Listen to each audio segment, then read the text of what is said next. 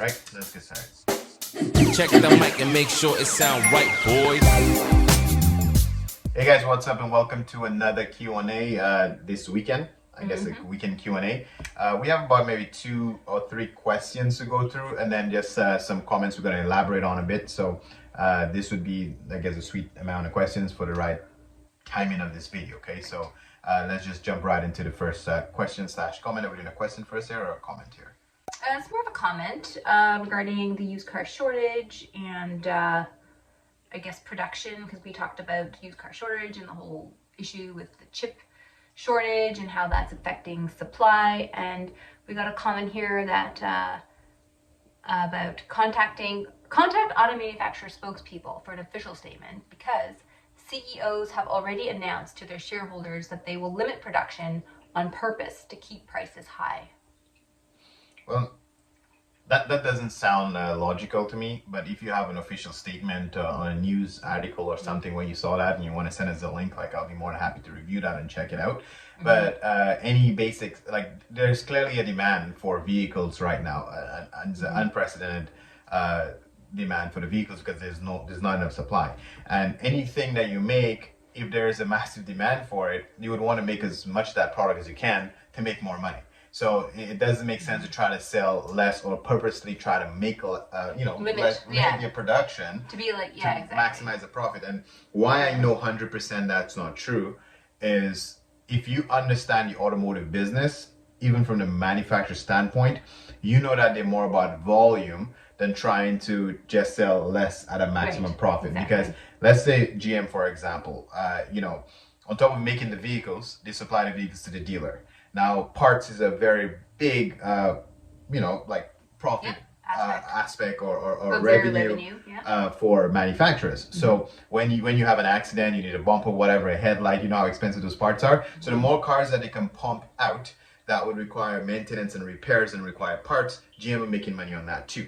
Then they're also a huge finance company. So the more cars that they sell, the more they can have those GM leases and GM financing. So they're killing a lot of the other revenue streams if they have less inventory. The maximum amount of money that GM and manufacturers make is not just on the car that they sell, is on all of those after things that they do as well, right? So it's almost like the car is the vehicle that causes all these extra sidebar streams of revenue. So you wouldn't intentionally limit production on the thing that causes so many other so many options, so many other streams of revenue, right? So you're actually hurting the shareholders by producing less inventory and killing other revenue streams. So I don't really think that is being done intentionally. Some people just don't believe the chip shortage is real, but it's a real and the other thing too, because I think we discussed this too, Neil. We say this a lot too. Where people are under the impression that businesses are keeping prices high, they're price gouging and they're taking advantage, and like we always say, the consumer is ultimately in charge. Nobody can make you pay if you don't like the price. The consumer is the one, opening up their wallets and saying, okay, I guess I'm going to pay, right? But if the consumer just decides, that's a ripoff, I'm not paying that. And enough of them do it. And everyone stops, then they have no choice but to bring the price down. So we don't, it's hard to, rally the troops, but there is power in numbers. That's and right. If enough people don't pay the price will come down. And then to strengthen that point because you're 100% right. As a dealer, a lot of people come to my service shop, and because I'm a dealer, they think I know the value of every car. They'll be like, oh, I'm thinking of buying a Honda Civic this year, this kilometers. What do you think it's worth?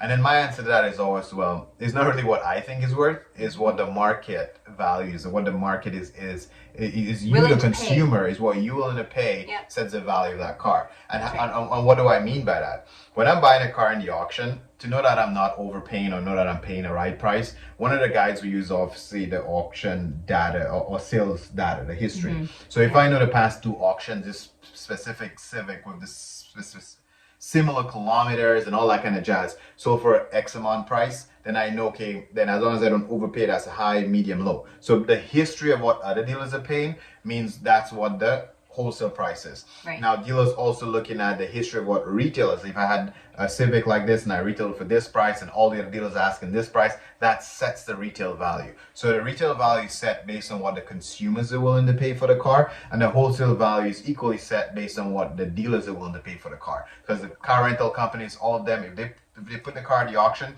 and we not bidding on it and we make them keep running every week, the price eventually goes down. If all the dealers are fighting for that same car, we bidding it up, the price goes up. So yes, as a consumer, you are actually helping the price go up if you keep paying for stuff too much, or you know what I mean? Like it's all of us part of the vicious cycle, right? It really is. So, you know, and that, so just to close, I guess, on that point is that, you know, a manufacturer and a business is a business, and a business will create a price based on supply, based on demand, based on, you know, what the customer will pay. So there's all these little elements that are all involved. It's not, you know, unilaterally somebody just being a douche and being, you know, well, I'm just going to charge high prices because I'm trying to gouge you. Yeah, I know, you know. So like there's so many other elements involved. And at the end of the day, you as the customer have the choice to say, no, it's not worth it. I'm going to wait, or I'm going to, you know, find something else that, you know, resonates well, or I think is a deal, right? Exactly. So it's really you're in charge. Everyone's in charge of their own collectively wallet, if you will. Yeah.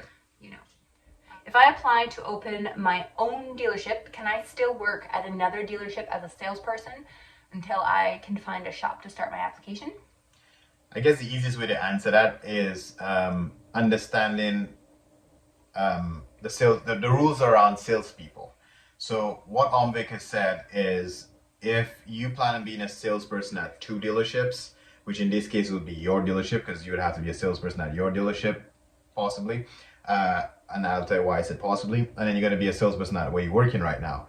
In order for Omvic to approve that, they need a letter from both dealerships that you work in, that, in other words, both of them are aware that you work in at different dealerships. Because it's kind of like a conflict of interest, right? I'm doing sales for a company here and I'm doing sales for a company here. Will I take clients from here and bring them here, and vice versa, right? So Omvic want a clear letter from each company stating that they're aware that you're doing sales at 2 different locations, right? So now that you understand that, the way I'm going to answer your question is, if you are in the process of getting your dealer license, meaning you're not a dealer yet. And if you're not a dealer yet, that means you're not a salesperson at a dealership yet. So it means you can continue doing sales wherever you're doing sales now. It doesn't affect the dealer. You don't even have to tell them anything that you're trying to do a dealer application. That's none of their business yet. The moment you get to the point where Omvic is telling you to go get your location and basically who's going to be doing sales. That's the key here. Who's going to be doing sales at your dealership? So are you going to be the salesperson there? And at that point of the application, you'd have to disclose to Omvic that, yes, I'll be the salesperson and I'm doing sales at JJ Auto Sales Shop. And then they would now need a letter from JJ Auto Sales Shop to approve this. And the however here is, if you choose to stay at JJ Auto Shop and you have another buddy with a sales license and you tell Omvic they're the one doing sales at that dealership and not you, then technically in theory you can open up your other location without getting a consent letter. Right, exactly. So basically, in a nutshell, yes, you can continue being a salesperson while you're doing your dealer application. As soon as your dealer application is in the final stages, is when you, in the last stage of your dealer application is when you get your location. Right. And like Neil was saying, would you be a salesperson there or not? The question is, do you plan on being a salesperson at the dealership you're opening? Because if you're not, and you have another person who's going to be the salesperson at this location that you're opening, you could technically continue just being a salesperson at wherever shop that you're working currently. Exactly. Yeah. However, if you plan on being a salesperson at the dealership that you are going to be opening, you need a consent letter. Yeah. So let's say that's like you being a salesperson at 2 dealerships. You actually can. You just need a consent letter. It says, actually, will probably pop up somewhere in the application. It says, to be employed or retained to act as a salesperson by more than 1 dealer, you are required to submit a signed and dated written letter of consent from each dealer before approval can be granted. So, got it. Exactly. I like how we just answered that. So Neil answered it, and then I answered it, and we told you the exact same thing, really. So that was just some extra. Maybe they'll pop an ad somewhere in there, and you know, we'll get some extra ad revenue for Dre and that 2 times. Okay. Okay. About your. Oh, here we go. But there was a comment here, Neil. I think this is kind of cool. We can talk about this a little bit. I think this could be Oh, interesting. but the process, okay. But I I don't know. know if I could. Would love more on your buying process, from auctions to even buying from personal people online, to selling and marketing and tips on how you're selling. So that's cool. So we could probably get a couple videos that are there. But just off the top of our heads, just as a point of discussion. First of all, my process of buying at auctions, I don't have a process anymore because I haven't bought cars at auctions so much. I'm missing it, to be honest with you, since the pandemic. I know because we have viewers from US and Canada, a lot of the US auctions that I'm checking on our Odessa and Mannheim website, I can see that you guys are open. In Canada, our Odessa auctions unfortunately never opened since the pandemic. Everything's been online. In person, you can only buy online, right? So the process is totally different from buying online versus in person. I like in person. I don't really like online too much. We tend to make more mistakes because you relying on the auction to make all the right disclosures on the vehicle when you buy it. But I like seeing the car myself to make sure that normally when I buy a car in person, put it that way, I get good cars.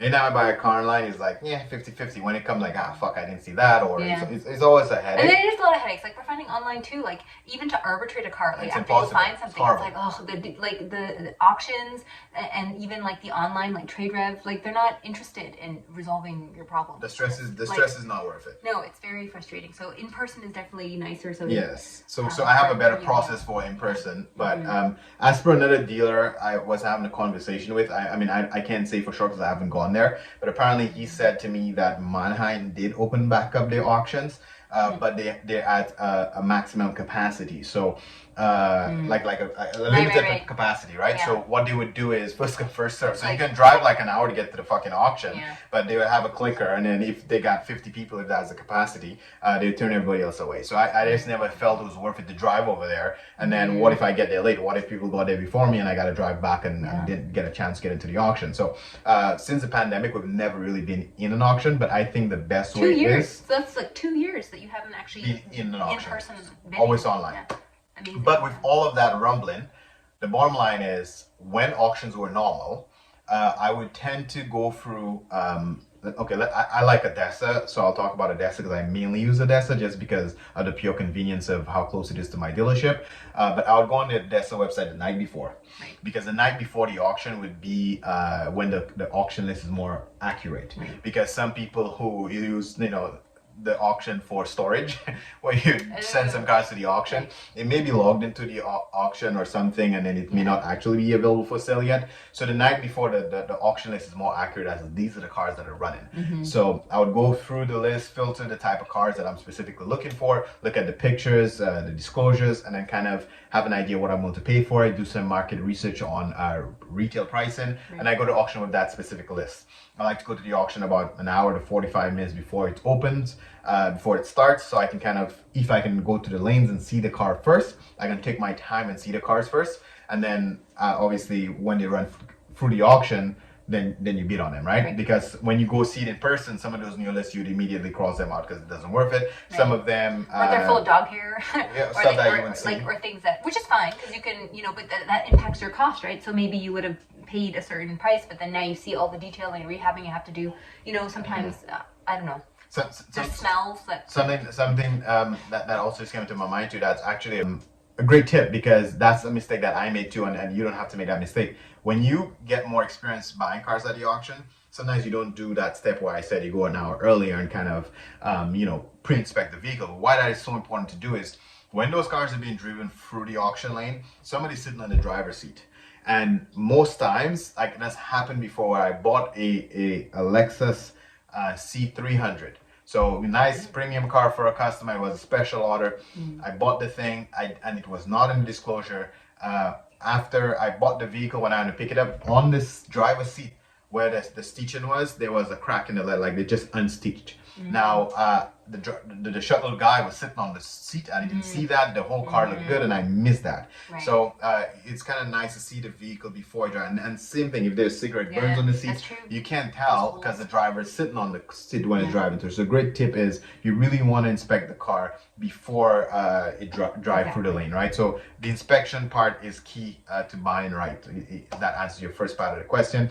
The second part about buying from the public, that always sounds like a great idea.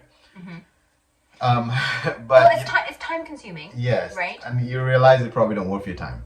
Yeah. You know, because an We, auction. we used to do that, but in the beginning when Neil first started, right? When we had time and, because you need to have two people, because if you're interested in the car, then there's a lot of coordination, then you have to have an extra person to shuttle the car back with you. And sometimes you go see the car and you don't like it and you wasted an hour of your time. Right. And now it's just an hour of your time to see one car. Whereas the auction is a convenient place where you can buy 10 cars, 20 cars in one day versus going so many places. It seems more efficient. Yeah, I would say if somebody's willing to take the car to you, then it's worth buying from the public. Mm-hmm. So if somebody really wants to sell, and then that also shows you how motivated they are to sell. If you say, well, I make you an offer on the car, but you got to take it to my dealership so I can inspect it, and I'll pay you on the spot. If somebody come to you, you can buy from the public. But to go to people's houses, and trying to find cars, if you got the time, you can get the deals. But personally, it's just not worth my time anymore to do that.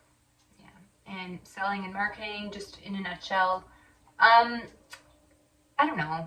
Marketing, I feel like, it's really easy to market your car because price will usually sell because, everybody usually starts at the lowest price and then they filter down. So, there's not really any, I don't know, is there any advantages to being on Auto Trader or Kijiji or, Also, it depends on the price point of what you're selling, right? So for some reason, well, Auto Trader will claim that you apparently your leads will be more like the people who shop on Auto Trader are more serious buyers versus Kijiji. The preconceived notion is that Kijiji has way more tire kickers, so you'll get a lot of hacklers and exactly. So a lot of like, is it still available? And then they ask you to reduce your price by like $3,000. That might just be all Auto Trader shitty. A lot shitty, but I mean they market in strategy to try to tell you whatever.